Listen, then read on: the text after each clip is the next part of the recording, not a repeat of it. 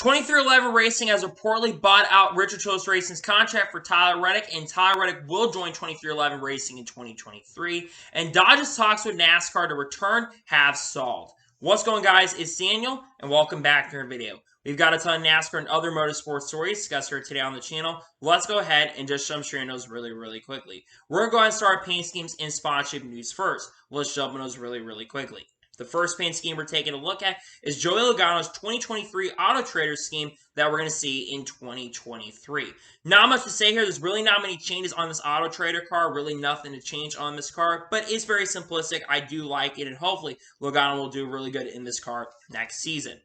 The next paint scheme we're taking a look at is Ricky Stenhouse Jr.'s 2022 Big Wave Kona Brewing scheme. They're going to be seen this weekend at Las Vegas. Honestly, good-looking paint scheme, in my opinion. I think it looks really solid. I think JTG's had some good paint schemes. This one's actually a pretty good-looking paint scheme, in my opinion. Hopefully, Stenhouse will have a good run in this car.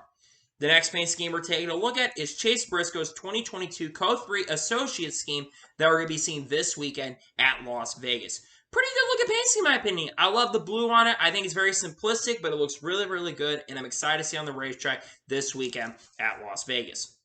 The next paint scheme we're taking a look at is Trevor Bayne's 2022 Devotion Nutrition scheme that's basically for his birthday. They're going to be seeing this weekend at Las Vegas. This looks really good in my opinion. I like it. They basically changed it up a little bit on the car. It's been usually like a white and pink scheme. This one's like a black and like red looking scheme. So I think it actually looks good and looks great in my opinion. The next paint scheme we're taking a look at is Alex Abay's 2022 Halo LaRue scheme that will be seen a couple weekends at Martinsville for the Halloween weekend.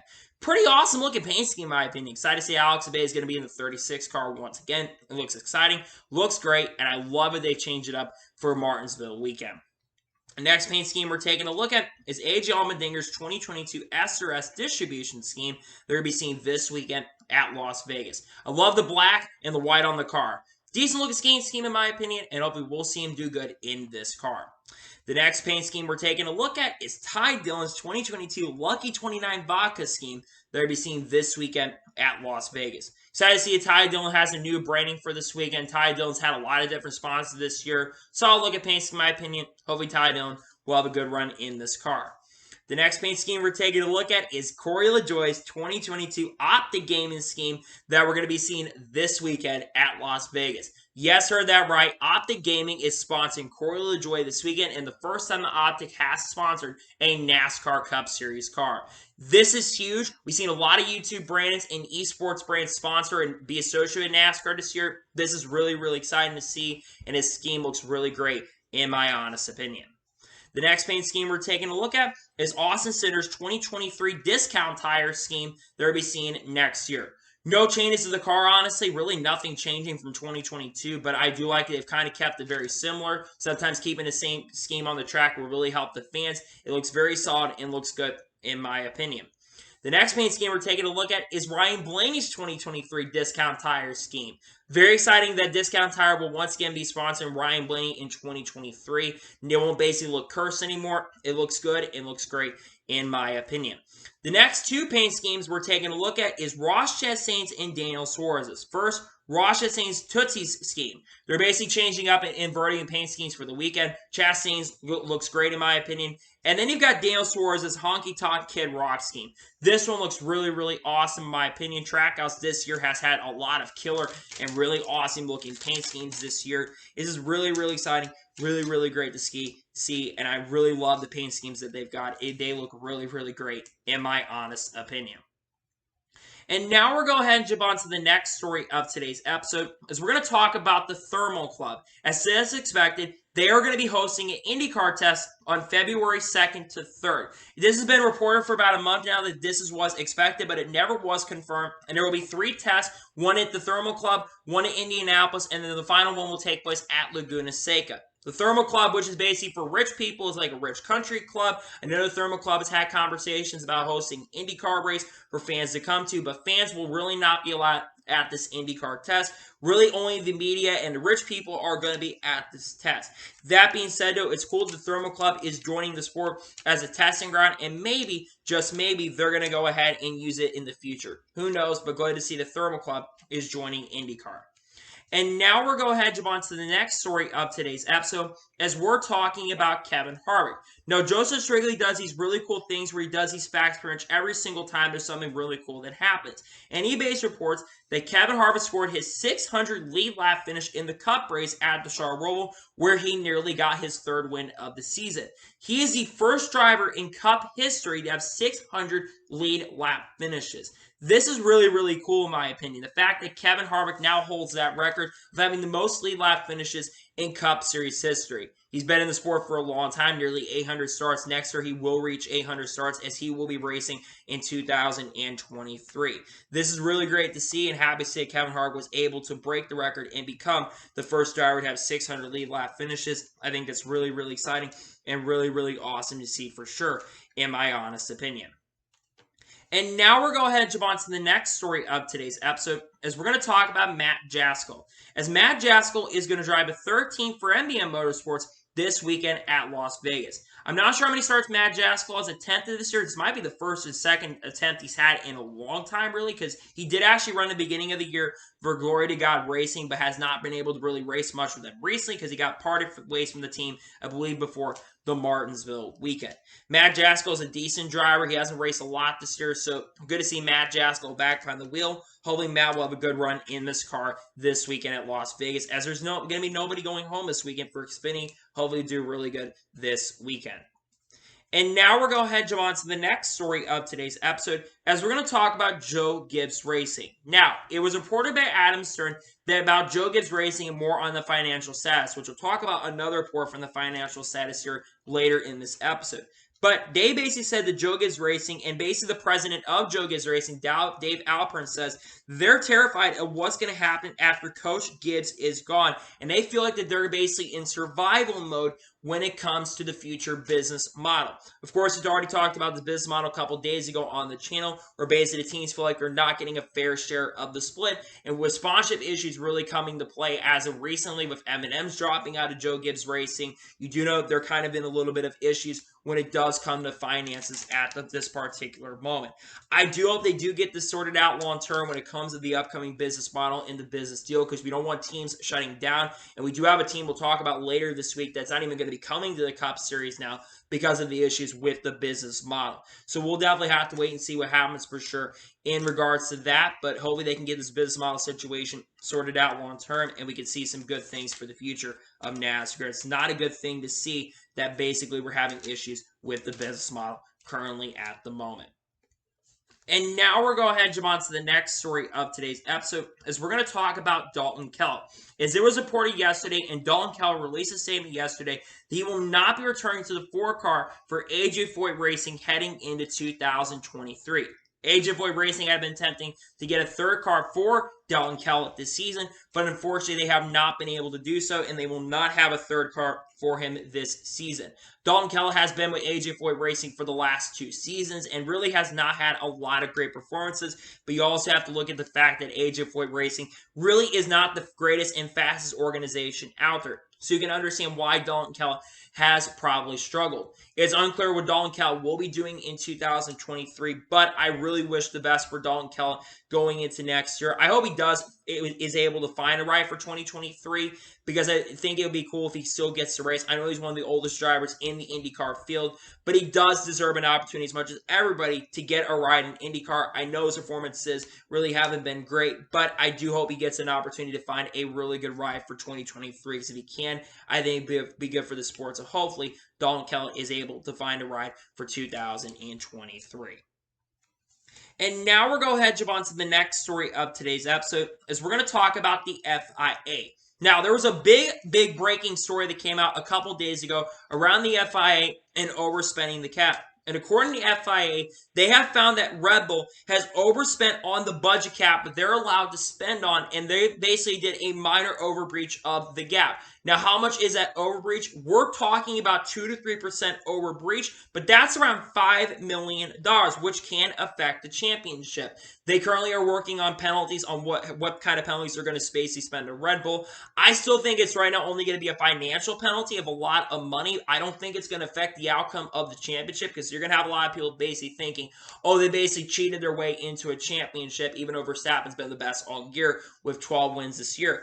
That being said, though, if they do basically go ahead and penalize them for the budget in some aspects, it will be justified because you can't do this. And you're going to have the cheating people saying, oh, they cheated, but it is what it is. They still deserve to be criticized for overspending on the budget cap. But in my opinion, I think the penalties are absurd. Maybe we'll see what penalties they do send out, but we'll have to wait for see what penalties are coming down the road. And now we're going to go ahead and jump on to the next story of today's episode, as we're going to talk about race for the championship. Now, it was reported by Adam Stern on Monday that basically he reports there's been little coverage of team strategy of crew chiefs talking race day decision making. Teams basically said that was the breaking deal and said it was too sensitive for them to show that kind of stuff. That's one thing Race for the Championship is kind of lacking, in my opinion, is the fact that we don't get to see the behind the scenes of basically the strategies. I understand the crew chiefs really want that to be sensitive, but for whatever reason, we see Formula One, they kind of show the data and they kind of show the strategies of what goes on every single week. I think it would be really cool if we kind of got behind the scenes on what's going on with the crew chief side of things and what the strategy kind of things. I think it'd make a lot of sense for fans to kind of know what goes on and they kind of get invested in that kind of stuff. To me, I wish they were allowing that kind of access there. They do allow a lot of access, don't get me wrong, for Race for the Championship, and I think the show is really, really good. But I do think if you want more people to really tune in, I think it would make a lot of sense for them to basically go ahead and show a little bit more than what they've been able to show. That being said, though, it's understandable they're not showing that kind of stuff, and it's very understandable they've gone ahead and kind of kept that stuff a little bit secret, but I would love for them if they were able to go ahead and show a little more than what they've been able to show, in my opinion. And now we're going ahead and jump on to the next story of today's episode, as we're talking about Nick Sanchez. As it was reported by Chris Knight about 12 o'clock on Monday, that Nick Sanchez apparently has an agreement to race in 2023. It really is unclear where he's going to race in 2023, but he's expected to race for a Truck Series team, a Chevy-based Truck Series team, heading into 2023. Nick Sanchez, of course, is a 2022 ARCA Menard Series champion who is running for Big Machine Racing for a couple of the last races. I believe he's running in the 48 this weekend at Las Vegas, if I'm not mistaken, and then is going to race next week at Homestead, Miami as well. He'll be behind the wheel of this 48 car for a couple of races. Now, where could Nick Sanchez be racing for? I think I have a feeling I know where he's going to end up in 2023. I think Nick Sanchez is going to be driving for Kyle Busch Motorsports. Kyle Busch Motorsports is going to be a Chevy-backed team in 2023, as Kyle Busch, of course, is going to be going to Richard Childress Racing next year to drive the A car. Now, Nick Sanchez, I think, is a very, very talented driver, and I think he would be an absolute championship threat with Kyle Busch Motorsports, as, like I said, they will be a Chevy team, and they're expected to get GMS Racing equipment. They're not going to be taking over GMS Racing, as GMS will be around next year, but they're expected that GMS Racing equipment for the team next year. In my opinion, when you do look at Nick Sanchez, I think he is a really talented and a really, really good driver and definitely deserves this opportunity to drive for a really, really good team. So I think Nick Sanchez is going to end up at KBM next year, but we are going to have to wait and see what happens. If he does end up at Kyle Busch Motorsports in 2023, we'll have to wait and see what happens. And now we're going to go ahead and jump on to the next story of today's episode, as we're going to talk about streaming. Now, it was reported on Monday morning that according to Adam Stern, NASCAR is interested in possibly selling a slice of its next media rights package to a digital streaming company, per sources, another example of how the league is reimagining huge parts of its business. This is not a major surprise to me that they are currently looking at basically doing a little bit of streaming. NASCAR, I think, understands that we look at football and what they've been able to do, and Formula One also has a streaming service as well. So what can they do with the streaming service? One thing they probably should not do is put races behind a paywall. That would be a really, really bad decision, and you would run into issues with sponsorship, which teams have already been talking about the struggles of sponsorship at this point. Here is what they could honestly do. What they could do is they could do simulcast, where they could stream for instance, with Fox, they could stream the Fox races on Tubi. For the NBC races, they could stream it on Peacock. They're both roaming streaming services at the moment, and people, I think, especially with less commercials on both those networks, I think you would definitely be able to have more people be able to tune into those races. I think it makes a lot of sense for them to go in that direction. But NASCAR does have to get with the times when it comes to it, and they're definitely behind some of the other motorsports and other sports as well. So NASCAR definitely does for sure have to kind of work on getting toward that direction at this moment. We'll have to for sure wait and see what happens in regards to the streaming side of things, but it sounds like they're looking at that, and it makes a lot of sense to look at that, but they've got a lot of things on their plate they do need to focus on heading into 2023. And honestly, this is one of the big things that we're going to be watching is this upcoming TV deal, because we've already talked about negotiations not going as well as they probably should be going. And this is a big story for sure to watch as we get closer to the TV deal being announced, because I think it's going to be announced sometime next year. And now we're going to jump on to the next story of today's episode, as we're going to talk about horsepower. Now, Nathan Cammy, also known as Kansas Fan 17, had basically said something about Bob Pockets, basically saying that NASCAR tested, I think, some sort of different changes in horsepower. Bob Pockets responded to him and basically said that NASCAR is not going to be increasing the horsepower in 2023, as basically the reason being is they don't want to put stress on the engine parts and all the parts of the next gen car. It does make sense why they're not doing it, but man, oh man, I think it would make a lot of sense, especially for the short tracks and the road courses, to increase the horsepower a little bit. The short track product was absolutely horrendous. Let's be for real. The road course and short track product this year has struggled this year. It's not been as good as last year. What that last year did really good has struggled this year. The short tracks and road courses put on generally the best racing last year. And you want to know why? They have more horsepower in the car. They have 750 horsepower in the car. So in my opinion, we need to increase the horsepower for the short tracks and the road courses up to 750 horsepower for the racing, I think, to be a lot better. To me, it's really frustrating they're not increasing horsepower. It's understandable why they're not increasing horsepower.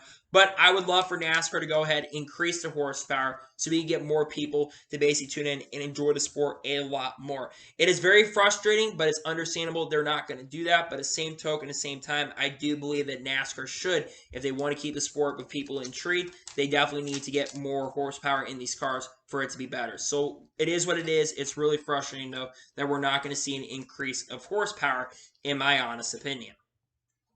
And now we're going to jump on to the next story of today's episode, as we're going to talk about the Charlotte Roval TV ratings. Now, Austin Kondensky, who works at Sportsnet, put out the TV ratings report yesterday, and he says that the Cup Series race at the Charlotte Roval averaged 2.39 million viewers.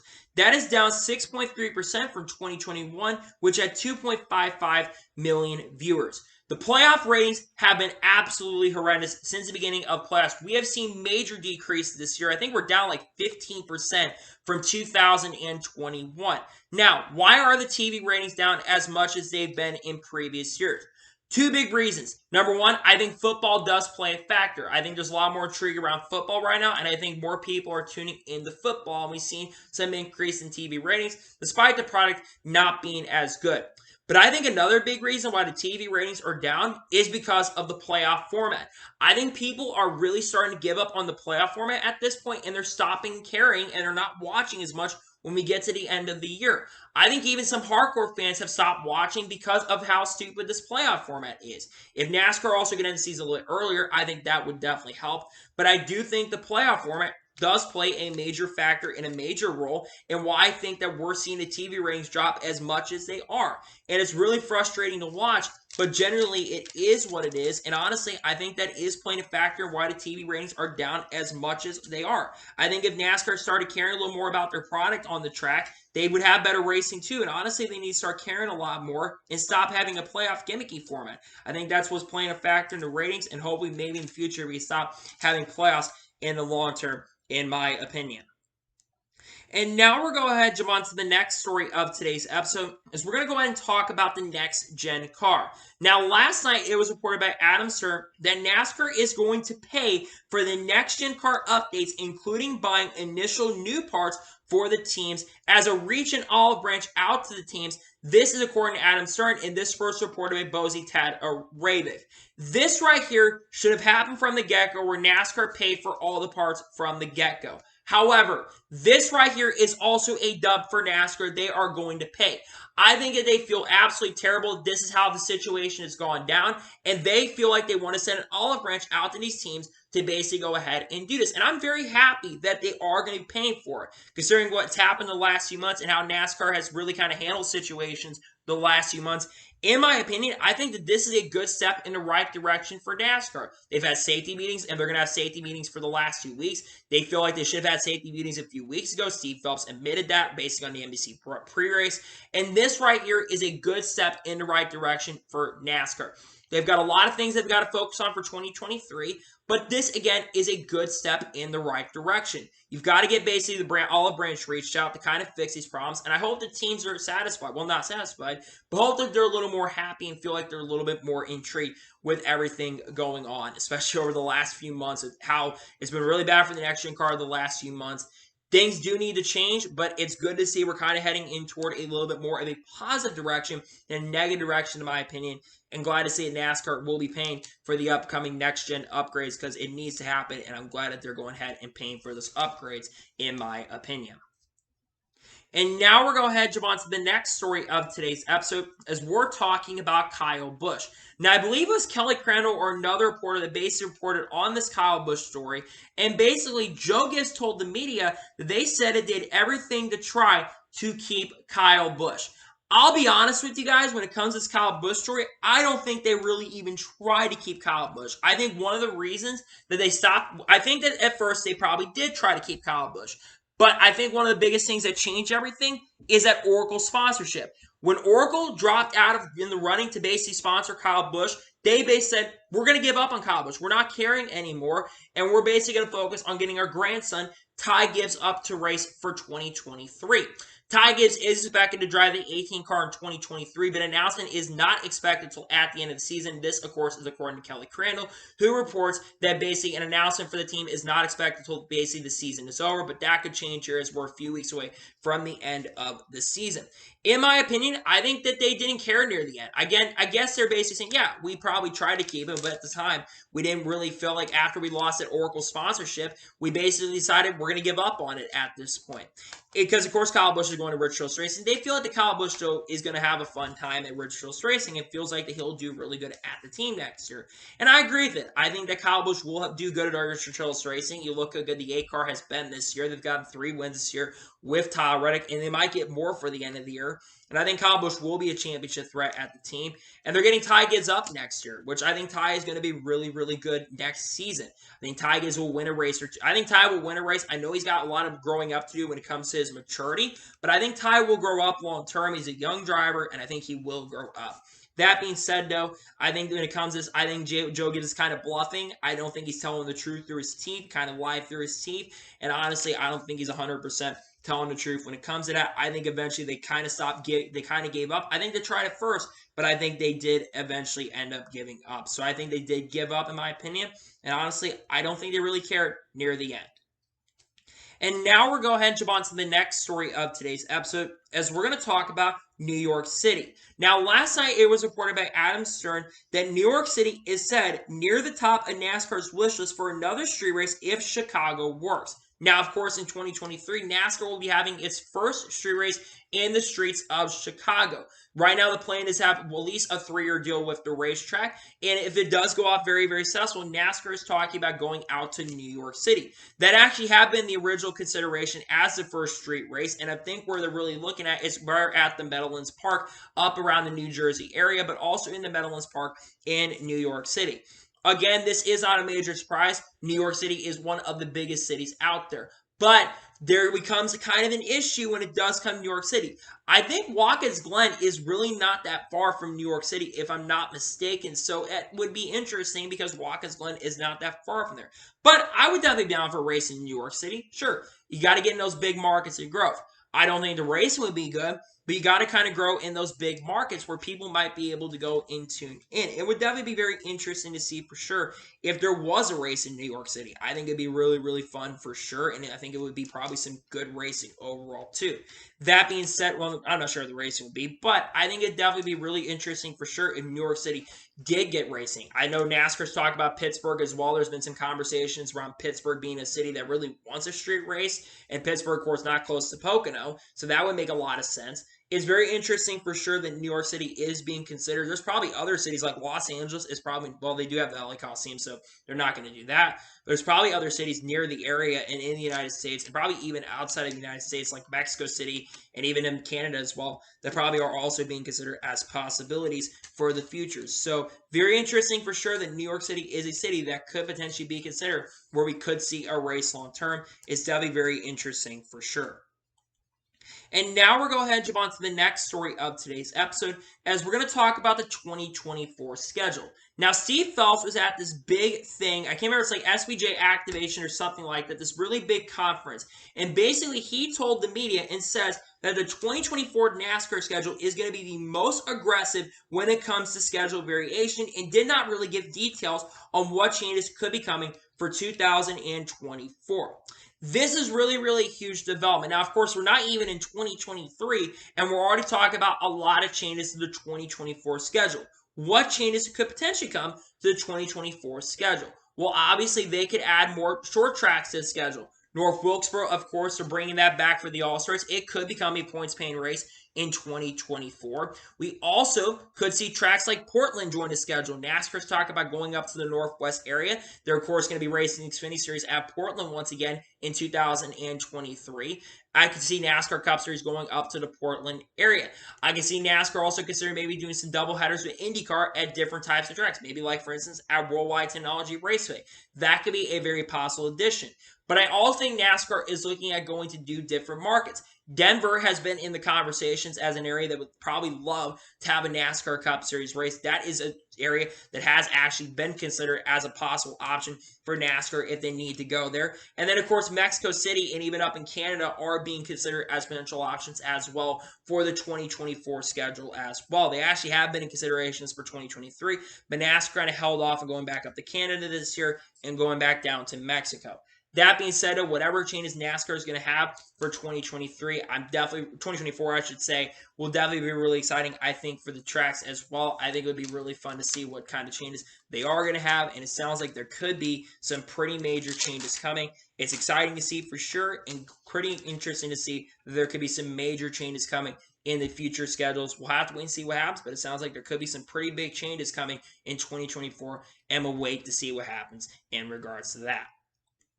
And now we're going to go ahead and jump on to the next story of today's episode. And this is a pretty big one, as we're talking about Cole Custer. Now, NASCAR said they were going to investigate the 41 car, and we talked about this on Monday. The NASCAR is planning to investigate the 41 team. Well, they did investigate the 41 team, and they have sent major shockwaves and sent out another major penalty to another team, as NASCAR has issued a deduction of 50 driver and owner's points for the number 41 car for code of conduct and basically performance obligations. Cole Custer was fined $100,000, and Mike Shipley has been fined $100,000 and have been suspended indefinitely. And this is due to manipulation in the race. Now, like I said, if you did watch the NASCAR Cup Series race, you saw that Cole Custer basically slowed down in front of a bunch of cars and basically let Chase Briscoe go. Now, NASCAR did not penalize Chase Briscoe with radio communication. They felt like the 14 team was in good shape. There were no issues, and there was no implications to Chase Briscoe. And even if Cole Custer did what he did, there basically would have been no penalties, and it would not have changed anything. Now, they actually were, and this is kind of crazy, they were all actually, Briscoe had basically been used that as a way to get in. They were going to suspend Cole Custer, talk about indefinitely suspending Cole Custer due to those issues. So, and of course, no shocker here, Ross Racing is going to appeal those penalties, which isn't a surprise. Ross Racing the last few weeks has been handed $300,000 worth of penalties in the last, actually $300,000 really in the last 8 or 9 days. They've been handed major penalties to their organization and their teams as well. SHR's had a really kind of rough last few months. Now, let's talk about this. Did they do race manipulation? Yes, absolutely in the race. They were helping their teammate out, and they held up a bunch of cars. And if you actually listen to the radio, Mike Shiplet said you got a flat tire, you need to slow down. And Mike Shiplet can clearly not see the car back there because he's basically sitting there. He really can't really see what's going on, cannot tell there was a flat tire or not. So NASCAR felt like they manipulated the outcome. So is the penalty fair? I would say probably a little bit fair. However, and this is my big problem, is NASCAR is once again being extremely inconsistent. NASCAR's officiating this year has done a really bad job officiating these races. And this is not the first time, even in the last 2 years, where we have seen race manipulation. Let's go back to 2020 at Martinsville, where Erik Jones was told by his team to not pass Denny Hamlin, so Denny Hamlin could basically get in by 1 point. If Erik Jones had passed Denny Hamlin would have missed the next round of the playoffs. So they told them, do not pass Denny Hamlin. That is race manipulation right there, and now forming at 100%. And there was no penalty handed out right there. Then you go a little bit later into 2021 at Atlanta Motor Speedway, where Ross Chastain is told by his team to hold up Kyle Busch. And basically that handed the lead to Kurt Busch, and Kurt Busch ended up winning, and Kyle Busch was not happy. That would be considered race manipulation. Now, a case that I've seen when it comes to the Chase Elliott situation, I'm not sure if you can consider this race manipulation. We kind of can, but in my opinion, that I don't know if you can really consider race manipulation because of the fact that basically Chase Elliott was trying to pay back Kevin Harvick and screw Kevin Harvick out of a win because Chase Elliott had gotten hit by Kevin Harvick, so I don't really know if you can consider that race manipulation right there.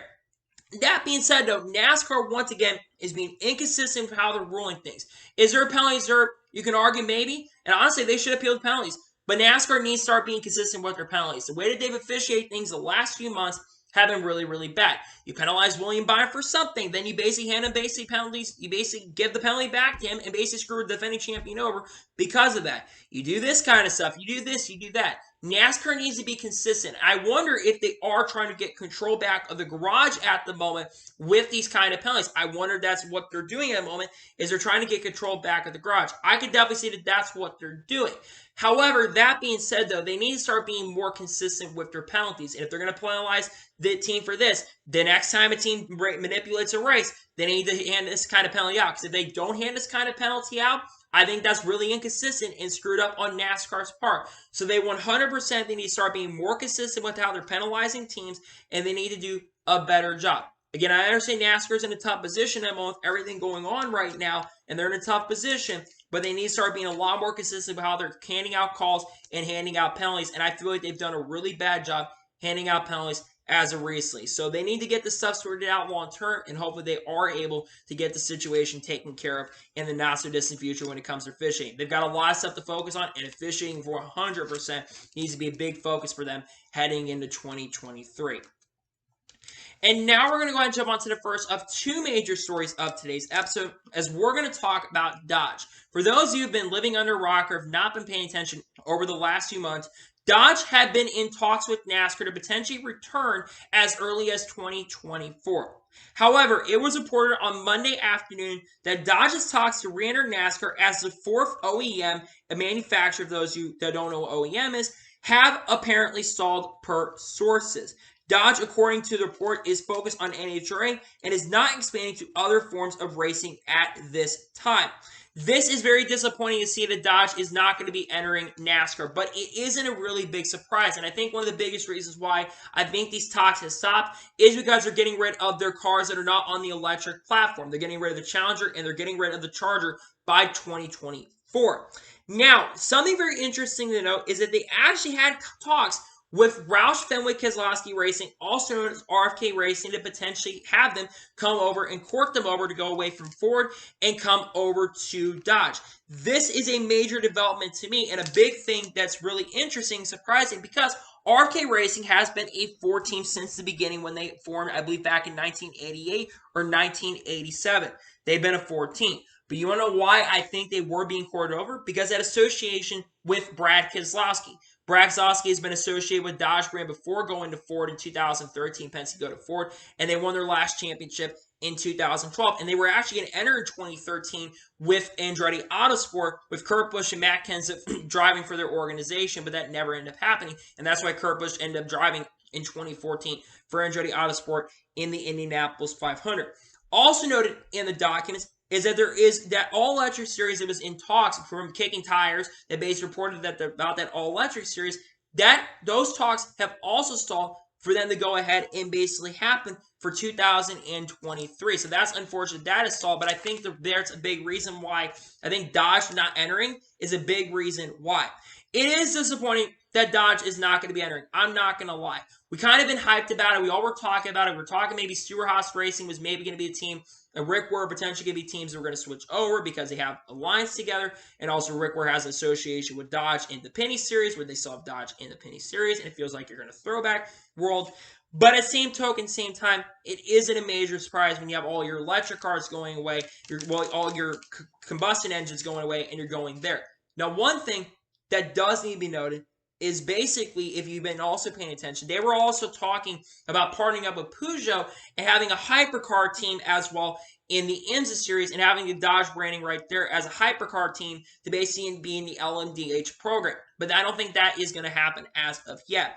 Again, I'm very disappointed that Dodge is not going to be re-entering the sport. It would have been really cool to see him because, again, the last time they raced was 2012. They were going to run in 2013, but they ended up basically backing out in 2013. They were going to have Team Penske, but Team Penske, of course, went to Ford that year, and they were talking to other teams, trying to court teams over to race. Unfortunately, that did not end up coming to fruition. So, am I disappointed? Yes, absolutely, that Dodge isn't coming back. I really want Dodge to come back. And I think that NASCAR basically reduced horsepower on this car because of the fact that they were going to try to court OEMs. And I think the success of the next-gen car generally over the next years is going to be if they're able to court other OEMs. Now, do I think NASCAR is going to try to get other OEMs and manufacturers to come over? Yeah, absolutely. I think they're going to, over time, they're going to try to court over other OEMs to come over to sport. Unfortunately, though, due to the issues of what ended up happening, I just don't see it happening. I'm not really shocked and surprised there's no new OEMs coming in. So I'm very disappointed, but at the same token, I'm not surprised that this happened, unfortunately.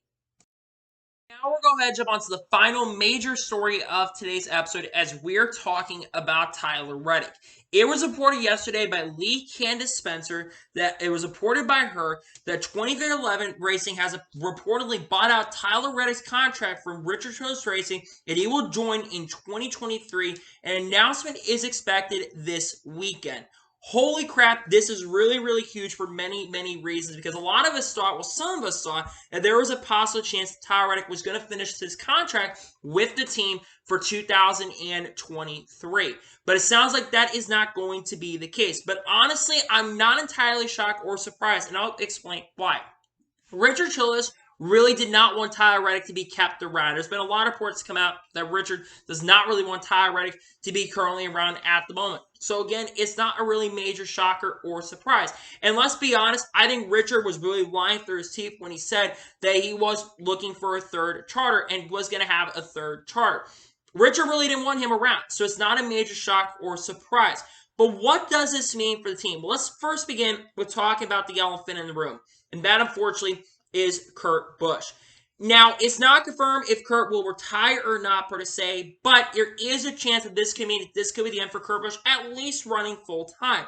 Now, Kurt Busch could run part-time in 2023 if that's possible, but I think the big reason that this is coming is because they were told, and 2311 Racing was told, that they were going to get an update sometime this week. Well, if they're basically announcing that Reddick's going to go to the second car for 2311 to go to the 45 car, that means that that's probably the end for Kurt Busch more than likely. However, that is not confirmed at this point, and it could mean that they may be trying to get a third car for Kurt Busch to run next year, maybe on a full-time or part-time basis, because they did say they may try to get a third charter, but I don't know if that is going to be the case.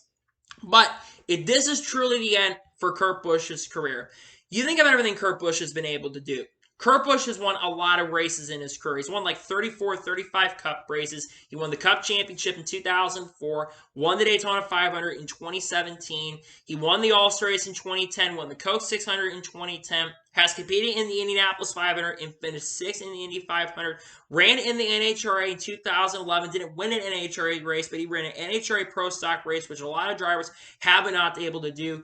And Kurt Busch has been one of the most truly underrated drivers who's accomplished a lot at many other teams and different organizations. He won at Team Penske, Roush. He won a 2311 Racing, Stewart-Haas Racing, and Chip Ganassi Racing, and also almost won a Furniture Racing as well, and was competitive pretty much every single team at some point in his career, with every team he's able to compete with and helping organizations settle themselves through. He's also been a great mentor for Bubba Wallace this year. He's done a really good job mentoring Bubba Wallace and has really made Bubba Wallace a really good driver this season. So if this is truly it for Kurt Busch, and if it gets announced this is a retirement for him, it's disappointing that the crash at Pocono, where he's been out for a while, the fact we haven't heard much about it recently. I know he's at the track recently. I know people are saying that he's had conversations. People were there, they saying he did have conversations about saying his recovery process, and I don't think Kurt wants to go out this way. So I am hoping that Kurt does come back next year, but I'm not really sure if he's going to come back. But